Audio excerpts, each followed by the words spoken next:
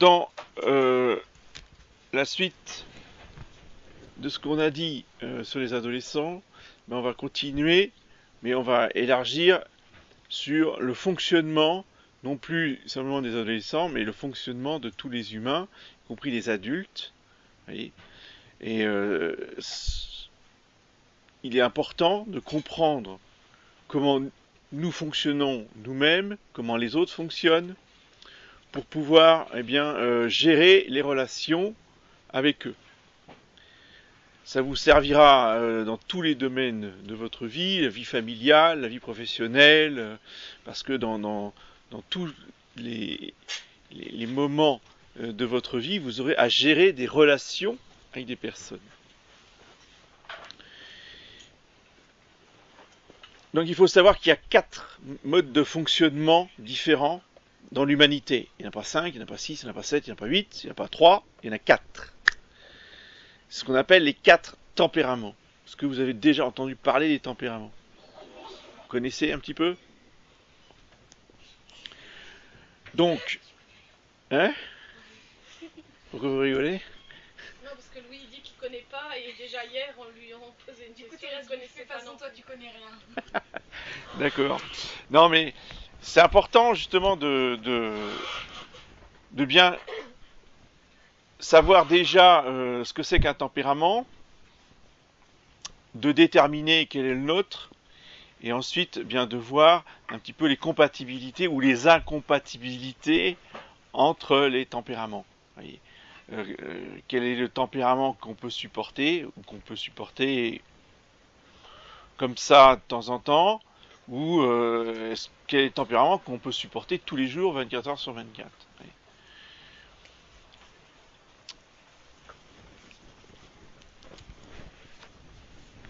Un tempérament, c'est un mode de fonctionnement qui est inscrit dans notre ADN.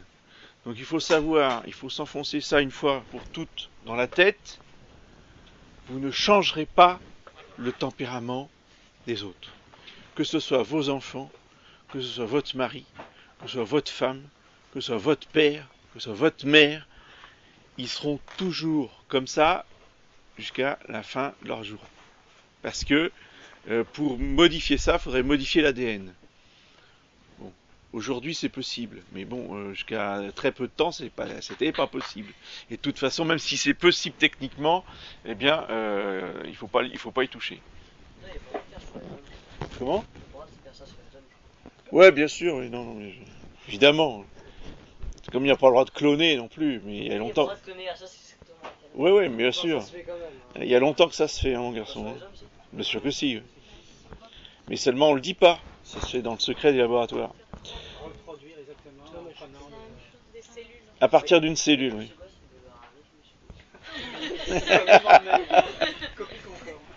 Voilà. On veut bien un deuxième Monsieur Gosse, mais alors un deuxième Louis.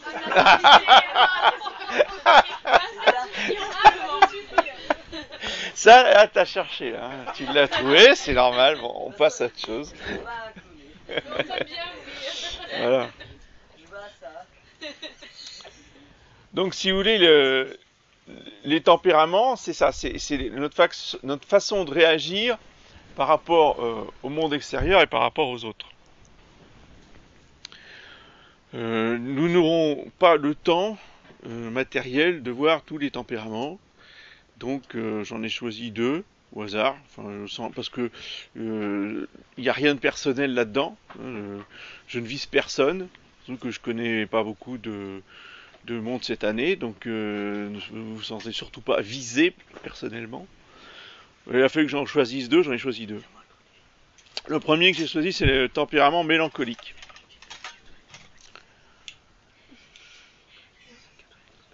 Alors, je vous rappelle rapidement les 4 tempéraments.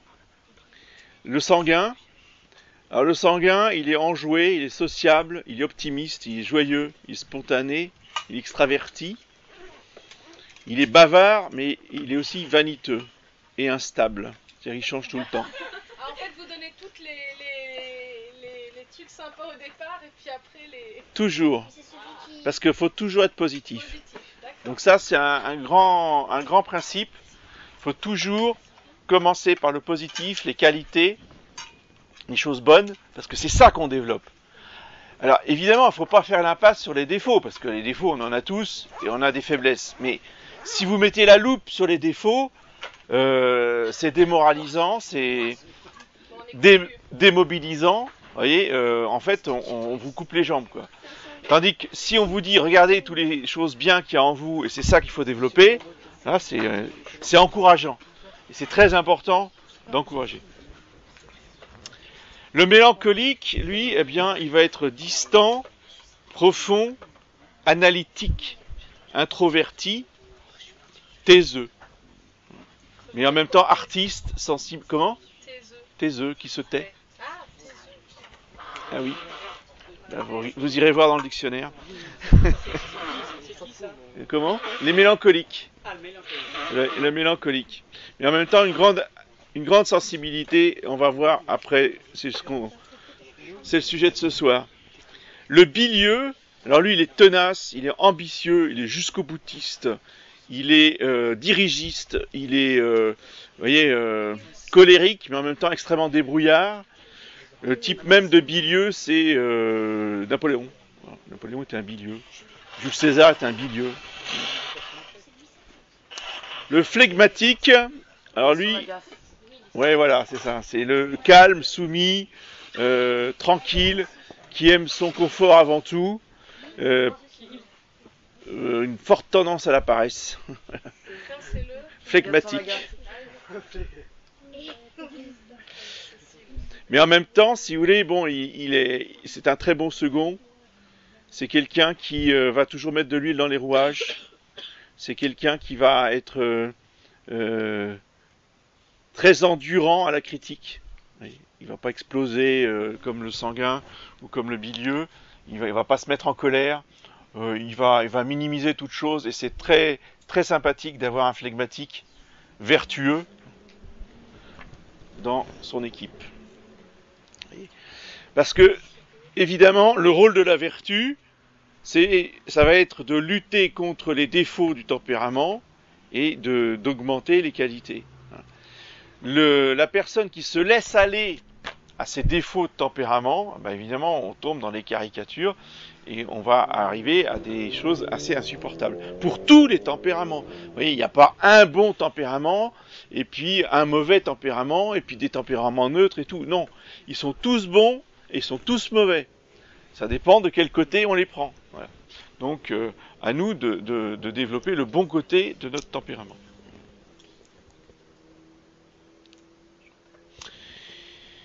Maintenant, il y a des tempéraments qui sont totalement opposés. Par exemple, justement, le mélancolique et le sanguin.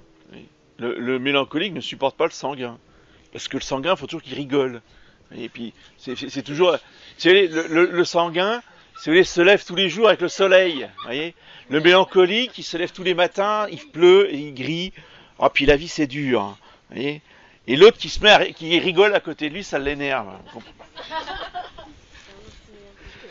Puis le sanguin, pour le sanguin, il n'y a rien qui est jamais grave. Vous voyez, tout est sympa, tout est toujours la fête.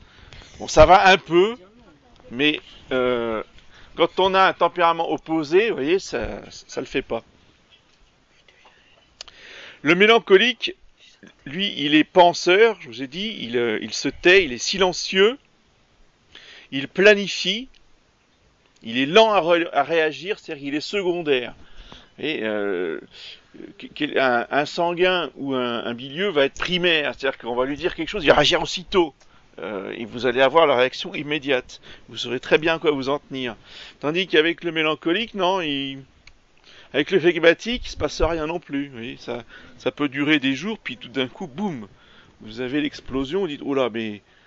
je sais pas... Tu peux faire la vaisselle. Oh, attends, qu'est-ce que j'ai dit? Bah oui, non, c'est pas une question de la vaisselle.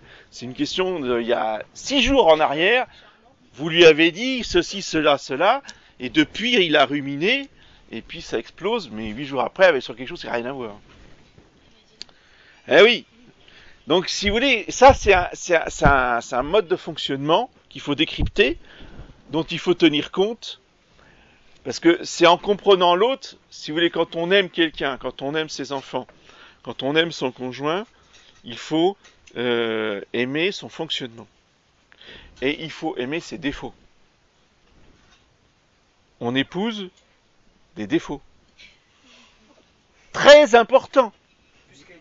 Ben évidemment.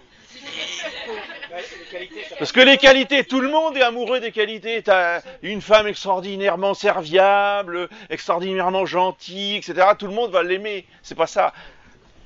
Mais il faut que tu puisses vivre avec ses défauts. Ça, c'est autre chose. Bon. Et il y a des défauts avec qui on peut vivre. Et il y a des défauts avec qui... Non, mais... Qu'est-ce qu'on fait? On fait la liste des défauts. Et on se pose la question, est-ce que je suis capable de vivre avec? Si tu dis, elle est magnifique, t'es fou amoureux, hein, mais ça, je pourrais pas supporter ça toute la vie, ben vaut mieux dire adieu.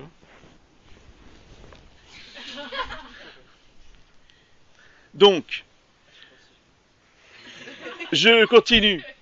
On a dit que le mélancolique, il est penseur, il est silencieux, il est lent à réagir et secondaire. Il est très sensible, il a un grand cœur. Il ne montre rien, il est solitaire, il est timide, il n'aime pas les compliments. Alors à mon avis, c'est ni un défaut ni une qualité. C'est un fonctionnement. Et il faut le respecter. Parce que ceux qui recherchent à tout prix les compliments, ils nous gonflent, puis ils sont orgueilleux. Ceux qui ne veulent pas les compliments peuvent aussi avoir une certaine humilité qui est édifiante. Vous voyez, le tout, c'est de ne pas forcer le trait. Mais naturellement, si le mélancolique ne supporte pas qu'on lui fasse des compliments. C'est-à-dire que vous dites à une mélancolique qu'elle a une belle robe, et ben la réponse est ah bon, parce que celle d'hier, tu la trouvais pas belle, quoi. Bon, à ce moment-là, on dit plus rien, vous voyez, on parle d'autre chose. Eh oui, c'est ça, donc, mais ça a aussi son charme, hein.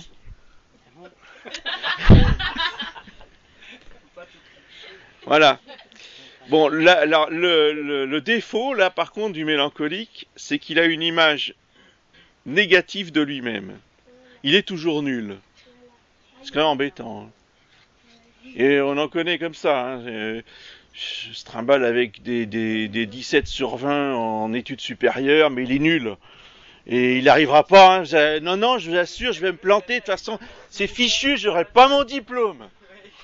Et puis après, il sort en premier de la classe. Quoi. Donc ça, c'est le mélancolique. Voyez. Et vous aurez beau lui expliquer, mais non, t'es très bon, mais non, mais t'as vu tes notes. Non, je suis nul. Bon. Là encore, c'est pas la peine d'insister. Voyez, mais après, c'est à eux de travailler. C'est-à-dire, il n'y a que eux qui peuvent essayer de se corriger, se contrecarrer, voyez, en essayant d'être plus objectifs et d'arrêter de dire systématiquement qu'ils sont nuls. Voyez, donc là aussi, c'est très important de ne pas les enfoncer. Quand on a affaire à un mélancolique, c'est pas la peine de le critiquer sans arrêt. Critiquer un mélancolique, c'est catastrophique, c'est ravageur. Et donc des parents qui critiquent leur enfant mélancolique, c'est des monstres. Parce qu'ils le cassent pour la vie, ou ils la cassent pour la vie. Donc il ne faut pas casser les mélancoliques. Il faut au contraire, alors sans leur faire de compliments, parce qu'ils n'aiment pas ça, mais au moins, si vous voulez, discrètement, de manière habile, si vous voulez, au contraire, leur renvoyer une image positive d'eux-mêmes. Par contre, alors là, encore une fois, c'est pas un défaut, c'est pas une qualité, c'est un état.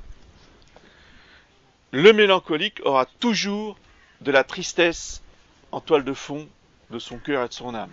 Vous ne pouvez jamais le changer, ça. Parce qu'ils ont la nostalgie du paradis perdu. Le paradis terrestre, tu connais ?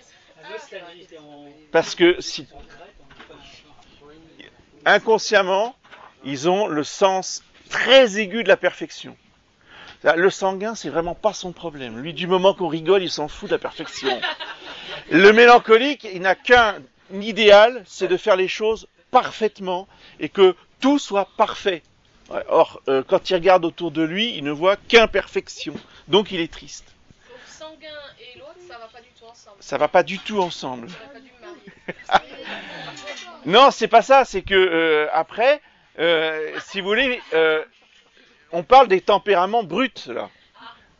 Je vais apporter des nuances. C'est que en fait, en nous, on a les 4 tempéraments. Seulement, on en a un principal. Alors après, il y a des sites, il y a des sites internet, il y a des tests sur internet qu'il faut faire pour déterminer le pourcentage de votre tempérament.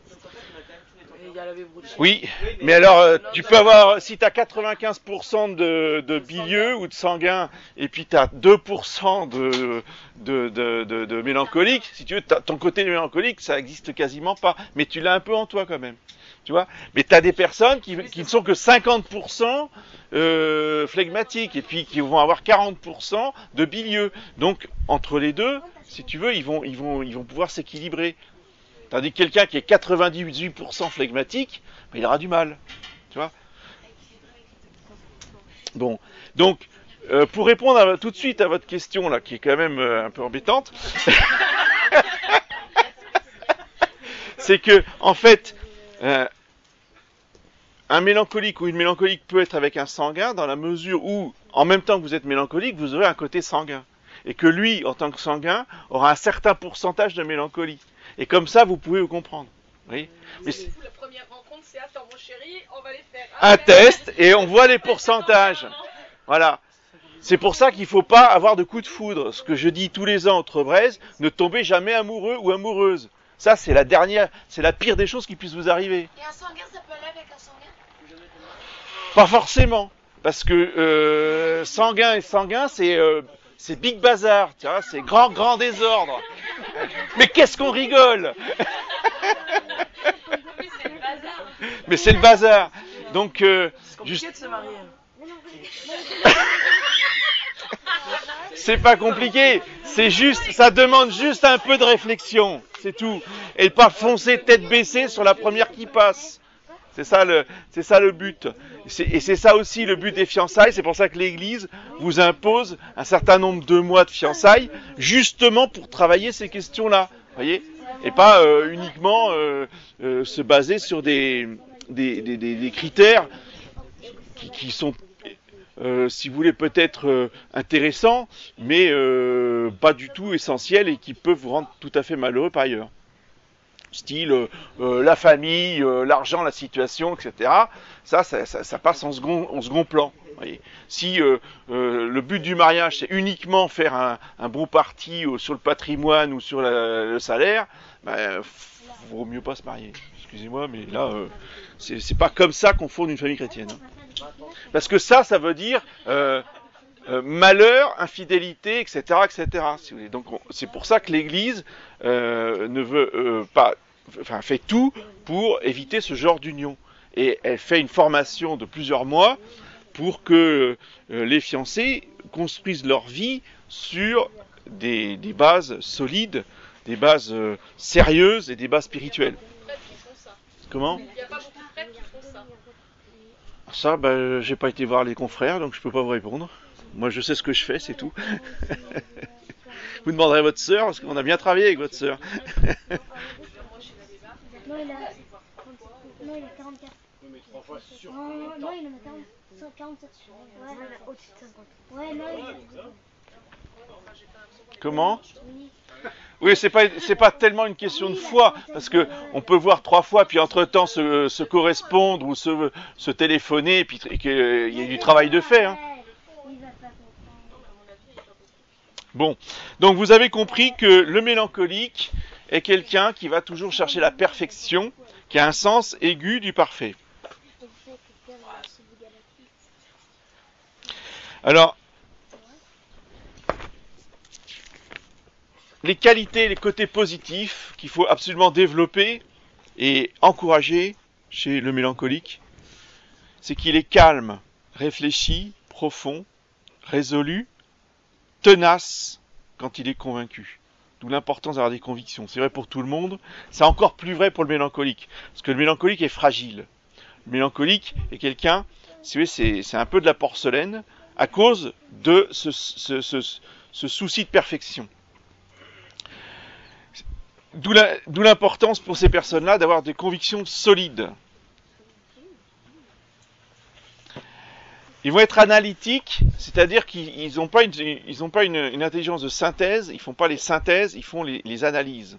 Il leur faut beaucoup de temps pour analyser tous les détails. Vous voyez, c'est assez impressionnant d'ailleurs pour les autres tempéraments, surtout les sanguins, mais c'est aussi une richesse.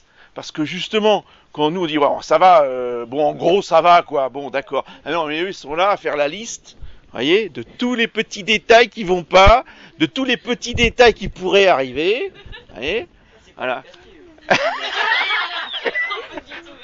Voilà. Voilà.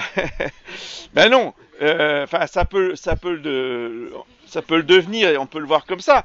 Mais il faut voir le côté positif de la chose, c'est que justement, grâce à eux, eh bien, on évite bien des déboires parce que justement, ils auront pensé aux détails que nous on n'aura pas pensé.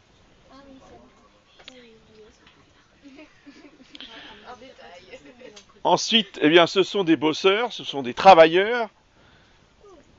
Donc, ils ont de l'endurance au travail.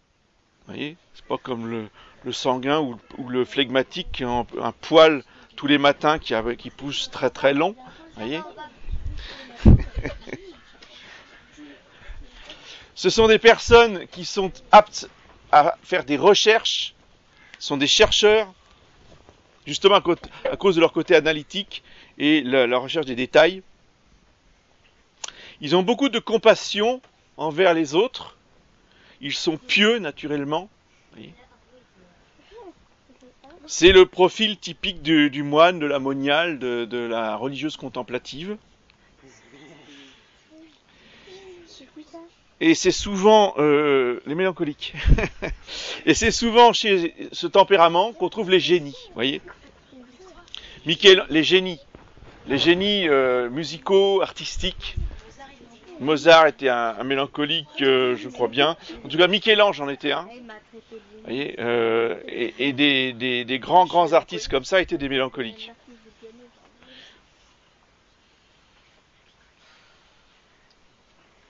Alors, si le sanguin cherche à rire, le mélancolique cherche à ranger. Bah oui, parce que dans ce souci de la perfection et du détail, eh bien, naturellement, il voudra toujours que toutes les choses soient exactement à leur place. Donc, ce sont des maniaques du rangement. Il n'y a pas beaucoup de garçons qui sont mélancoliques, alors. Si, il y en a. Alors là, je veux dire qu'il y en a. Ils sont économes, ils gardent tout. Alors là aussi, ça peut être une qualité si on est archiviste, mais ça peut être un très grand défaut dans la vie de tous les jours parce que les greniers ne suffisent pas à contenir tout ce que les mélancoliques veulent garder. Vous voyez ce que je veux dire? Qu'est-ce qu'il y a? Donc ils ont les quoi? Bah, disons que oui, le tempérament mélancolique prédispose à la maniaquerie, oui, tout à fait. C'est pas forcément maniaque, mais ils sont prédisposés à le devenir, s'ils font pas attention, justement. C'est tout le rôle de l'éducation, c'est tout le rôle des parents, justement, en connaissant bien le tempérament de leurs enfants, à lutter contre, justement, ces tendances qui peuvent être embêtantes par la suite. Mais le mélancolique a aussi, par son côté de compassion, sa grande sensibilité, un grand sens de l'amitié. Et ça, c'est une richesse, c'est une grande qualité, assez rare aujourd'hui, malheureusement. Et au moins, le mélancolique, lui, il a ce sens de l'amitié. Donc, quand je dis de l'amitié, c'est l'amitié fidèle, de l'amitié qui dure, de l'amitié presque pour la vie, quoi, parce que tout doit être parfait pour lui, donc une amitié parfaite, ça dure toute la vie, voyez. Tandis que le sanguin, au bout de 6 mois, il ne vous regarde plus. Hein. Parce qu'il a déjà d'autres amis. Ben oui, mais parce qu'il faut changer. Parce qu'au bout d'un moment, il y en a marre, c'est toujours la même chose, donc il faut d'autres copains, il faut d'autres copines, voilà. Et donc c'est un défaut contre lequel il faut lutter. Justement, on va éduquer le sanguin à la fidélité, à la persévérance. Vous voyez, un sanguin, il va vous commencer un bouquin, au bout de la 20e page, il ouvre un autre bouquin, au bout de la 20e page, il prend un troisième bouquin, et puis au bout de 15 jours, les 3 bouquins sont sur la table de nuit, il les a pas finis. Vous voyez, et il les finira pas. Si on ne le force pas à reprendre le premier livre pour qu'il le termine jusqu'au bout. Voilà. Par exemple.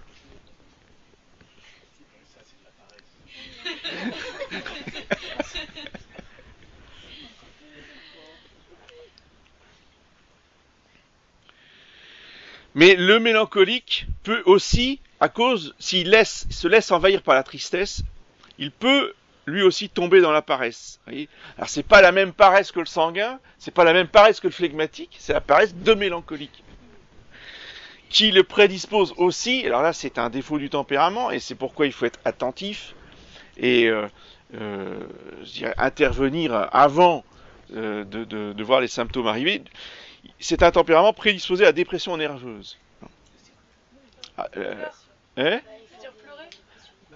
Oui, la nervous breakdown, ça veut dire. Non, ça veut dire voir tout en noir et n'avoir plus envie de rien, plus goût de rien. Voilà. Donc, les anciens auteurs spirituels appelaient ça la sédie. La sédia en latin, c'est ça, c'est le dégoût de tout. Alors on n'a plus envie de manger, on n'a plus envie de sortir, on n'a plus envie de s'amuser, on n'a plus envie... On a envie que d'une chose, c'est de rester dans son lit, avec les volets fermés bien sûr, et puis d'attendre que ça passe. Donc effectivement c'est de la paresse, mais une paresse très spéciale, vous voyez, une paresse de tristesse. Bah, ça peut durer malheureusement longtemps. Il faut intervenir vite pour changer ça. Mais vous voyez, alors que la paresse du sanguin, lui, c'est qu'il va rester devant la télévision en changeant les chaînes ou en buvant une bonne bière, quoi. Je veux dire, mais c'est de la paresse, mais c'est pas la même. Et puis pendant cela, le travail va pas se faire. Donc, le mélancolique est évidemment pessimiste. Hein, il voit toujours le mauvais côté, qui va pas, à commencer par lui, puisqu'il est nul. Donc, il faut systématiquement voir le côté positif. Vous voyez, voir le verre à moitié plein. Non, mais je t'assure, il est à moitié vide. Non, je te dis, il est à moitié plein. D'accord ? Eh ben oui, et les deux ont raison. C'est juste une façon de voir les choses. Question à 1000 €. Entre celui qui voit le verre à moitié plein et celui qui voit le verre à moitié vide, quel va être le winner ? Quel va être celui qui va toujours gagner ? Voilà. Ah, tu vas gagner 1000 €. Voilà. Exactement. Non. La réalité, c'est qu'il est à moitié plein. Voilà. Donc, il faut forcer le mélancolique à toujours regarder le côté positif des choses, parce que c'est là-dessus que l'on peut agir. Et pour que le verre soit plein, il suffit de rajouter du liquide. Vous êtes d'accord ? Le fait de dire qu'il est à moitié vide, ça sert à quoi ? Ça va le remplir ? Ah bah non. Non, c'est de se dire sans arrêt, ah il est à moitié vide, il est à moitié vide. Ah oui, il est à moitié vide. C'est horrible. Hein. De toute façon, on n'y arrivera jamais, il est à moitié vide. Est-ce qu'il va se remplir comme ça ? Bah non.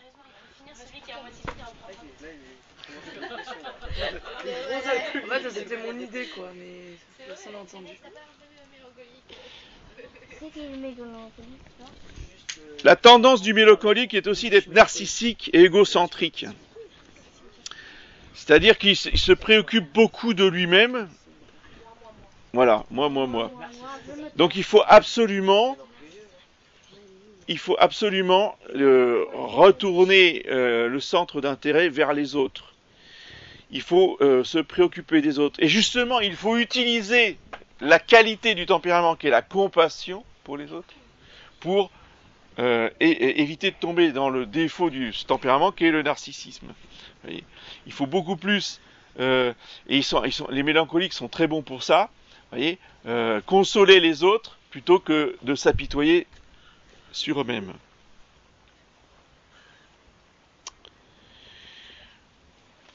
Autre tendance du mélancolique, c'est de se croire humble et incompris. Donc la meilleure façon d'être humble, c'est de s'oublier soi-même. Qu'est-ce que c'est que l'humilité, disent les auteurs spirituels, c'est juste de s'oublier. Donc on arrête de penser à soi. Et comme le mélancolique, je vous ai dit, il est narcissique, il pense à lui, il se regarde, et ça, c'est pour ça qu'il est toujours triste. Enfin, s'il ne réagit pas, il a tendance à être toujours triste. Et Don Augustin Guirand, qui était un prieur de la Grande Chartreuse, a fait des petits opuscules spirituels absolument magnifiques. Et il a cette phrase très très belle, vous voyez, la tristesse, c'est le regard sur soi, la joie, c'est le regard sur Dieu. Quand vous avez compris ça, vous êtes plus triste. Et quand on se sent envahi par l'émotion de tristesse, parce que ça, c'est une émotion qui est provoquée par des circonstances extérieures. Bon, c'est un signal d'alerte, c'est un signal d'alarme, ça demande à être résolu, mais la première chose qu'il faut faire avant de résoudre la cause de la tristesse, c'est tout de suite se tourner vers Dieu. Vous voyez ? Et à ce moment-là, la joie revient. Ça ne résout pas encore le problème, mais ça va aider à le résoudre. Beaucoup plus que si on laisse la tristesse envahir l'âme. Évidemment, la tentation, la tendance de ce tempérament va être la médisance, c'est-à-dire critiquer le prochain en vérité, c'est-à-dire comme il n'y a aucun détail qui leur échappe, il voit tout ce qui ne va pas chez les autres, donc eh bien, c'est très facile pour eux de juger et de condamner le prochain sur des défauts objectifs et véridiques.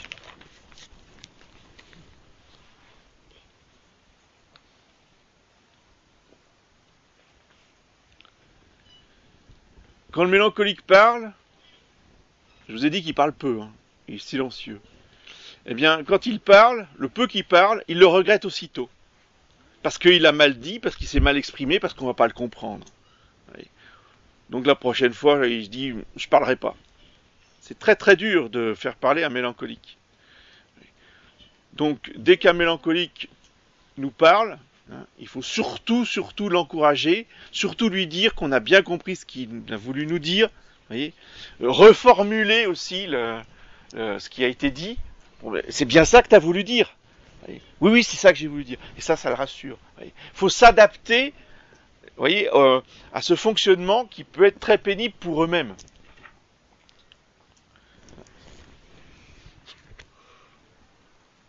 Alors, un ado mélancolique, je vous dis pas. C'est encore plus dur.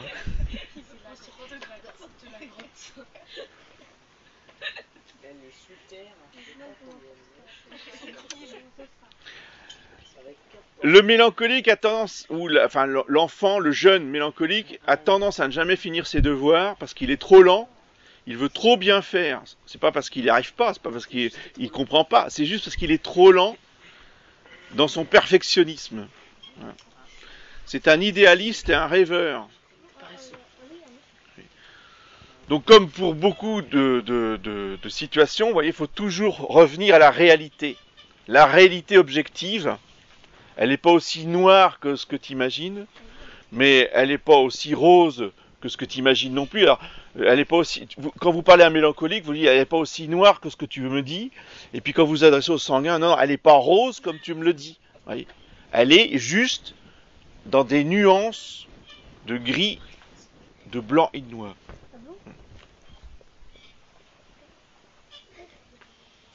Voyez, il faut enlever les lunettes roses, il faut enlever les lunettes noires. Il faut toujours chercher à voir la réalité telle qu'elle est.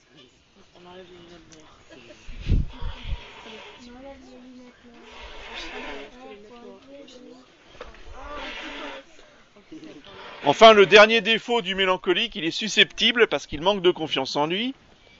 Donc il ne supporte pas la critique. Il ne supporte pas les compliments, c'est une critique positive. Et il ne supporte pas les critiques négatives. Et ce qui fait qu'il est un tempérament rancunier. Ça dure la rancune. Et le bilieux, vous prenez une gifle ou un coup de poing, vous comprenez tout de suite que voilà, ça va pas. Et puis après, on n'en parle plus. Le mélancolique, il fera rien, il dira rien, il n'y a rien qui paraît, mais la rancune peut durer. Et alors ça, je termine là-dessus, parce que c'est ce qu'il y a de plus important. Et je vous demande d'écouter attentivement. La rancune, c'est ce qui pourrit les vies des familles sur des générations.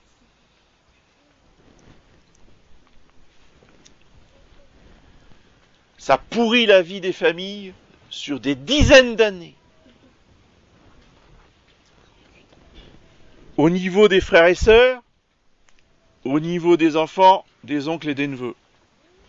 Et en général, les rancunes, ça peut être dans la jeunesse des rivalités amoureuses. À l'âge mûr, ça peut être des héritages. On en veut à mort, à lui, à elle, parce qu'elle est plus que moi, parce qu'il a eu ça, et puis pas moi, puis moi je voulais ça, puis j'ai pas eu. Vous voyez, et puis on rumine. Ça vous fusille une vie spirituelle. Ça explose un jour ou pas? Pas forcément. Pas forcément. Ça peut pourrir, ça peut fermenter. Et puis. Alors, le remède, la confession. Donc, il faut absolument faire un examen de conscience sur nos rancunes. Est-ce qu'on tient rancune à quelqu'un? C'est souvent un très proche de quelque chose.